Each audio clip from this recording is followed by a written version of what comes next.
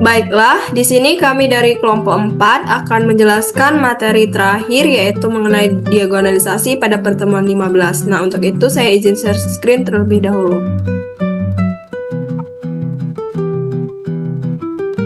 Apakah sudah terlihat, teman-teman?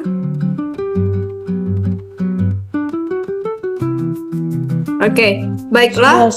Untuk materi pertama akan dijelaskan oleh pemateri pertama. Kepada pemateri pertama, saya persilahkan.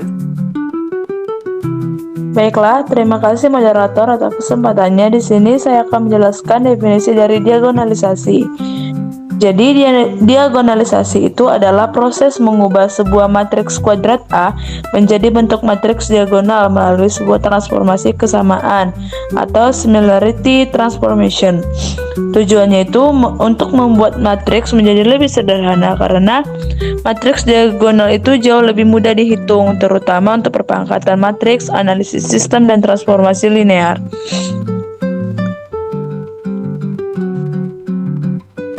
Kecilin.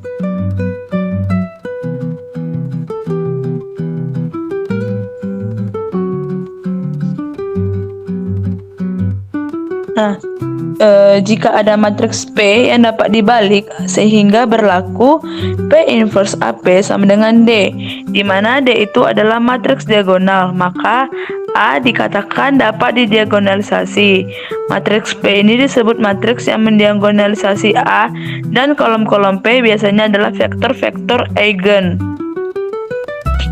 Nah, sebuah matriks kuadrat A disebut dapat didiagonalisasi apabila terdapat matriks P yang dapat dibalik sehingga P inverse AP adalah matriks diagonal. Artinya, A dapat dipresentasikan dalam bentuk yang lebih sederhana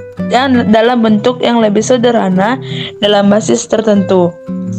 Teorema 1, jika A adalah matriks N dikali N, maka dua pernyataan berikut ekuivalen atau saling berhubungan dan saling menjamin. Nah, artinya itu ada matriks P sehingga P inverse AP diagonal.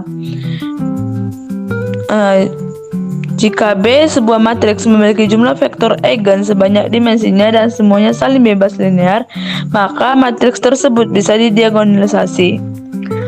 Oke, sekian materi dari saya. Untuk selanjutnya saya serahkan kepada moderator. Baiklah, terima kasih kepada Juwita. Selanjutnya saya serahkan kepada pemateri berikutnya. Kepada pemateri berikutnya saya silahkan. Baiklah, terima kasih. Di sini saya akan menjelaskan langkah-langkah diagonalisasi matriks, di mana matriks A itu akan kita ubah menjadi matriks B. Karena A dianggap dapat didiagonalisasikan, maka terdapat matriks yang dapat dibalik. Sehingga P pangkat min 1 AP diagonal, katakanlah P pangkat min 1 AP itu sama dengan diagonalisasi, di mana P-nya itu dapat dilihat ini matriks P-nya, maka AP sama dengan PD, yaitu boleh scroll.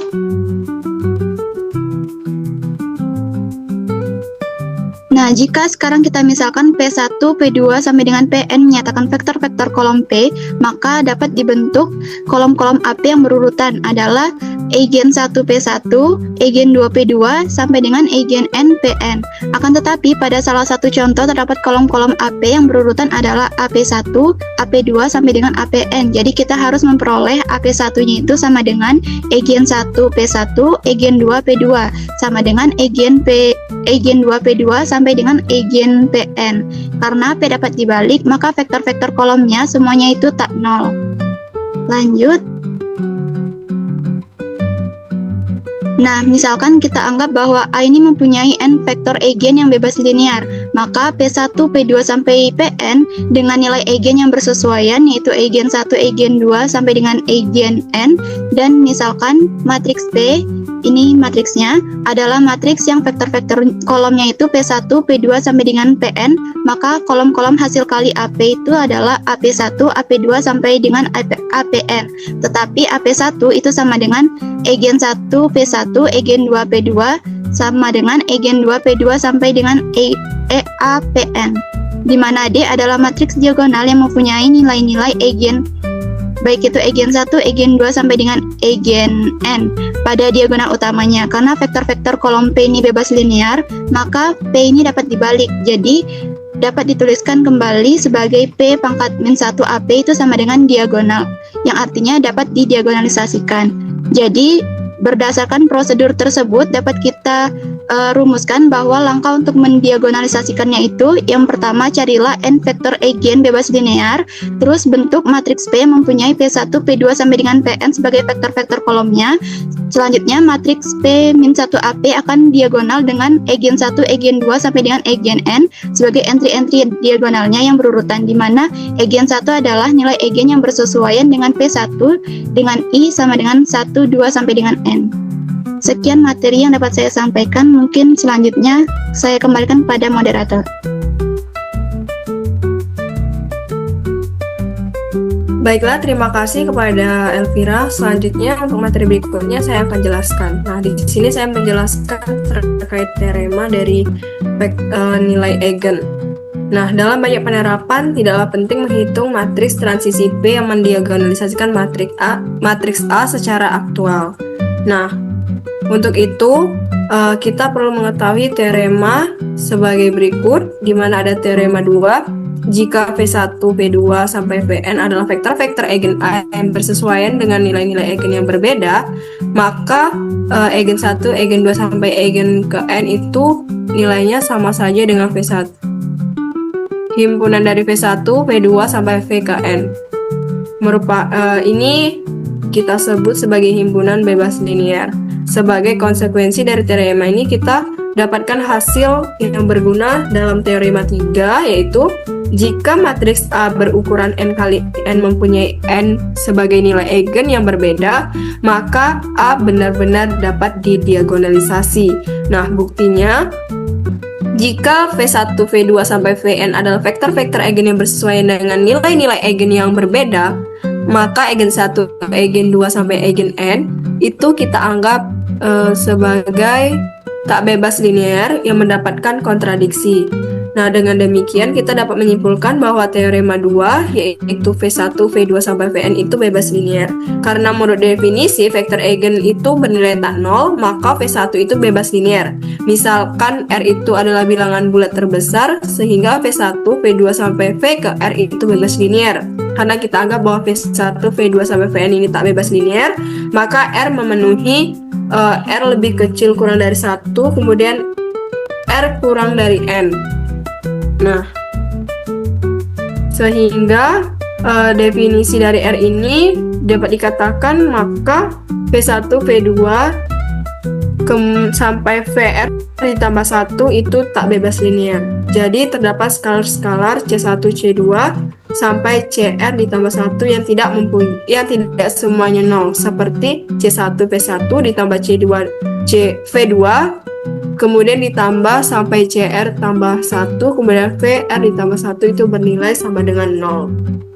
Nah, ini kita dapat mengalihkan kedua ruas dengan A menggunakan nilai A P1 sama dengan eigen 1 P1, eigen 2 P2 itu akan sama dengan nilai eigen 2 P2 sampai A VR ditambah 1 itu sama dengan eigen R ditambah 1 PR ditambah 1. Nah, mungkin itu saja yang dapat saya jelaskan. Saya serahkan lagi kepada pemateri berikutnya.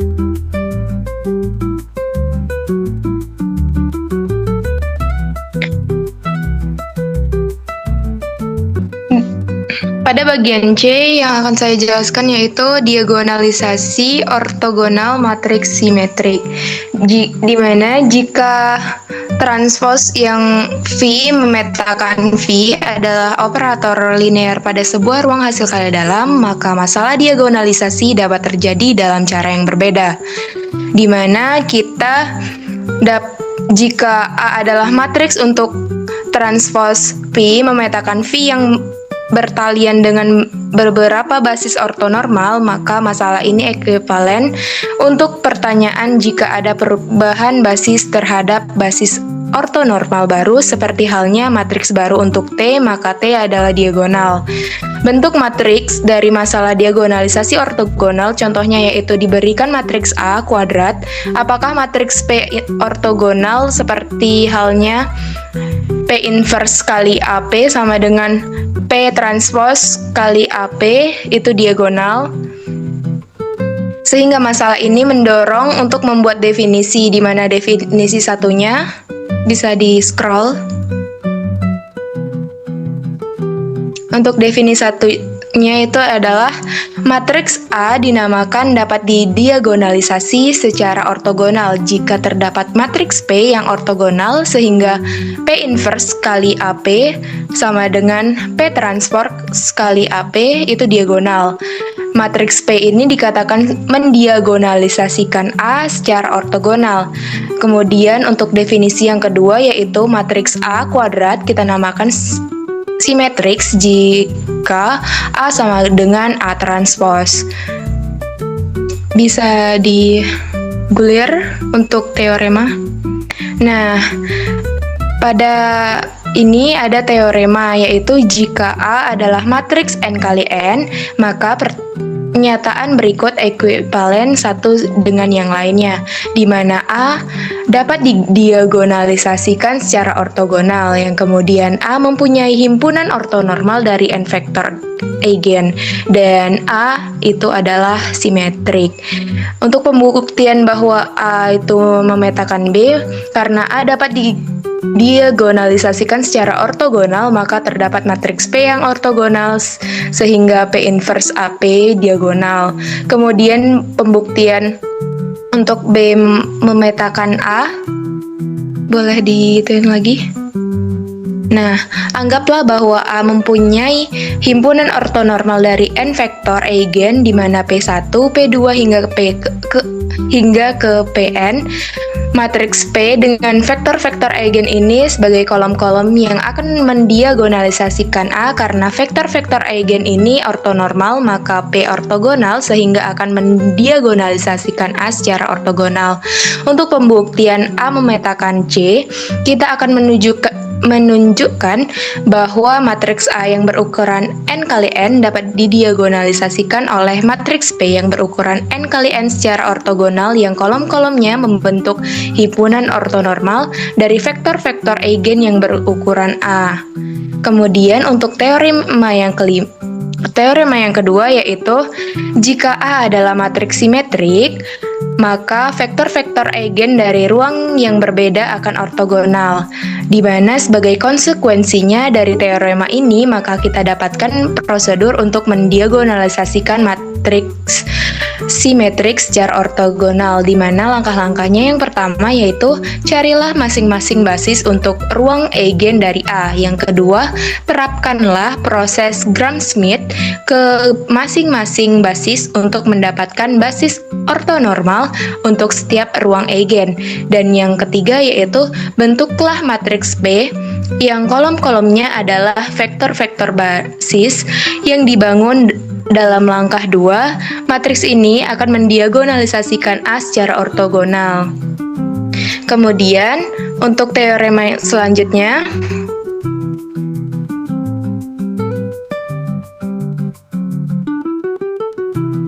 yaitu persamaan karakteristik dari matriks A simetris hanya akan mempunyai akar-akar real. Dan yang kedua, jika nilai eigen lambda dari matriks simetris A diulangi oleh K kali sebagai akar persamaan karakteristik tersebut, maka ruang eigen yang bersesuaian dengan lambda adalah ruang berdimensi K. Untuk kemudian saya serahkan kepada moderator. Baiklah, terima kasih atas penjelasannya yang sangat baik oleh Nur Hafni Aulia. Selanjutnya saya serahkan kepada pemateri berikutnya. Baiklah, di sini terima kasih kepada moderator atas kesempatannya. Di sini saya akan menjelaskan contoh soal. Nah, terdapat matriks A yaitu 1, 1, negatif 3, negatif 1, 3, 1, negatif 1, 1, 1. Buktikan bahwa matriks berikut diagonalisasikan. Untuk langkah pertama, kita menentukan persamaan karakteristiknya dengan cara determinan lambda kali matriks identitas dikurang dengan A. Nah, maka dari matriks A ini kita peroleh persamaan karakteristiknya lambda dikurang 2 kali lambda ditambah 2 dikali lambda dikurang 3 sama dengan 0. Yang berarti nilai eigennya yaitu lambda sama dengan 2, lambda sama dengan negatif 2, lambda sama dengan 3. Karena matriksnya berukuran 3 kali 3 dan memiliki 3 nilai eigen real yang berbeda, maka matriks A ini dapat didiagonalkan. Selanjutnya dapat ditunjukkan basis-basis yang bersesuaian dengan nilai eigen, yaitu P1 sama dengan negatif 1, 0, 1 untuk lambda sama dengan 2. Lalu P2 sama dengan 1, negatif 1, 4 untuk lambda sama dengan negatif 2. Lalu untuk yang P ketiganya itu negatif 1, 1, 1 untuk lambda sama dengan 3. Nah, sehingga kita peroleh matriks V yang terdiri dari vektor-vektor eigen sebagai kolomnya, yaitu negatif 1, 0, 1, 1, negatif 1, 4, negatif 1, 1, 1. Dengan urutan kolom sesuai dengan urutan nilai eigennya, yaitu 2, negatif 2, dan 3. Maka dengan itu akan menghasilkan matriks diagonal yang berisikan nilai eigen pada diagonal utamanya. Nah, maka kita dapatlah matriksnya 2, 0, 0, 0, negatif 2, 0, 0, 0, 3. Baiklah, sekian penjelasan contoh soal dari saya kembalikan kepada moderator. Baik, terima kasih kepada Reja. Selanjutnya saya serahkan kepada pemateri berikutnya.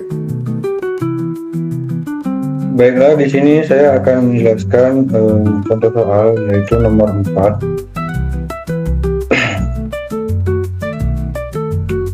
Nah, jadi di sini kita disuruh menunjukkan bahwa matriks A itu dapat didiagonalisasikan atau tidak.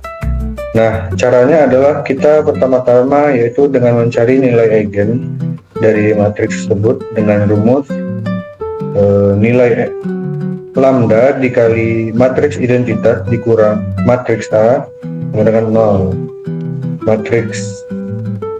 Matriks eigen tersebut dikurang A adalah lambda eigen dikurang min 1, min 4, min 2, dan seterusnya. Maka hasilnya itu eigen tambah 1, min 4, 2, 3, eigen kurang 4, 0, 3, min 1, eigen dikurang 3. Nah, kemudian kita cari determinannya dengan menggunakan ekspansi kofaktor sepanjang baris kedua. Maka didapatlah determinannya yaitu min 3 dikali matriks min 4, 2, min 1, eigen kurang 3 ditambah eigen dikurang 4 dikali eigen ditambah 1, 2, 3, eigen kurang 3 sama dikurang 0. Nah, maka didapatlah nanti nilai determinannya yaitu 12 eigen dikurang 42. Kemudian kita masing-masing nilai eigennya kita kalikan, kemudian kita kurangkan dengan 6. Nilai eigen ini dilihat daripada diagonal dari matriks di atas tadi. Maka didapatlah min 4 dikali min 1, eigen dikurang 4 dikali eigen ditambah 1 dikali eigen kurang 3 dikurang 6. Maka didapatlah nilainya eigen kurang 4 dikali eigen kuadrat dikurang 2 eigen dikurang 3 dikurang 6. Maka didapatlah nanti hasil akhirnya setelah dikalikan eigen pangkat 3 dikurang 6 eigen pangkat 2 dikurang eigen ditambah 36. Kemudian kita gabungkan hasil bagian 1 dan bagian 2, yaitu eigen 3 dikurang 6 eigen pangkat 2 dikurang eigen ditambah 36 ditambah dengan nilai determinan tadi 12 eigen dikurang 42 sama dengan 0. Maka didapatlah nilainya eigen pangkat 3 dikurang 6 eigen pangkat 2 ditambah 11 eigen dikurang 6 sama dengan 0. Kemudian untuk menentukan masing-masing nilai eigennya, itu kita faktorkan persamaan tersebut, maka didapatlah nanti nilainya eigen dikurang 1 dikali eigen dikurang 2 dikali eigen kurang 3 sama dengan 0. Maka didapatlah masing-masing nilai eigennya yaitu 1, 2, dan 3. Nah, berdasarkan teorema yang sudah dijelaskan sebelumnya, jika sebuah matriks n kali n memiliki n nilai eigen yang berbeda, maka matriks tersebut dapat didiagonalisasi. Maka berdasarkan hasil yang sudah kita cari tadi, kesimpulan yang dapat diambil bahwa adalah matriks yang tadi dapat didiagonalisasi. Sekian dari saya kembalikan pada moderator. Baik, terima kasih atas penjelasannya kepada saudara Zaki. Untuk itu saya stop share dulu. Mungkin itu saja yang dapat dijelaskan oleh kelompok 4. Apabila ada kekurangan dan kesalahan, saya sebagai moderator mewakili teman-teman sekelompok mohon maaf. Saya akhiri. Wassalamualaikum warahmatullahi wabarakatuh.